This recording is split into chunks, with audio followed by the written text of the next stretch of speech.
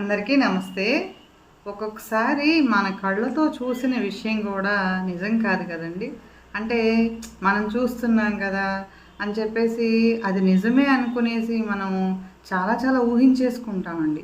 అది ఎలా అంటే ఒక రోజు ట్రైన్లో ఒక తండ్రి కొడుకు ప్రయాణిస్తూ ఉన్నారండి. ఆ కొడుకు ఏం చేస్తూ ఉంటాడంటే అక్కడ పక్కన ట్రైన్లో వెళ్తూ ఉంటే పక్కన పొలాల్లో అన్నీ కనిపిస్తాయి కదా, అంటే జంతువులు.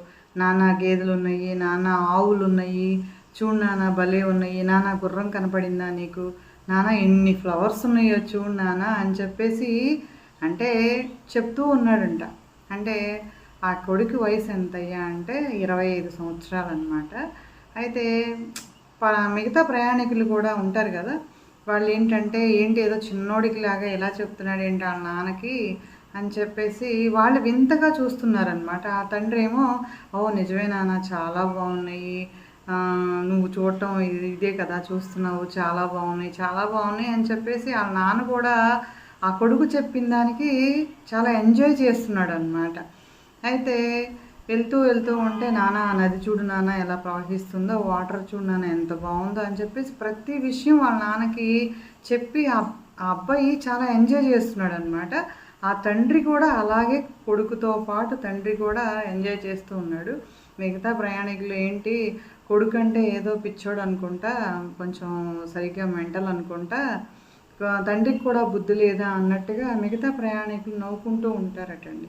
అయితే అలాగా ఏంటంటే భోగిలో టీ కాఫీ వస్తే నాన్న నాన్న నేను కాఫీ తాగుతాను నాన్న అని చెప్పేసి అంటే కాఫీ తీసుకో నాన్న తాగు అని చెప్పేసి ఓ నాన్న కాఫీ కలర్ భలే ఉంది నాన్న అని చెప్పేసి చెప్పి చాలా ఎంజాయ్ చేస్తూ తాగుతాడంట ఆ కుర్రోడు.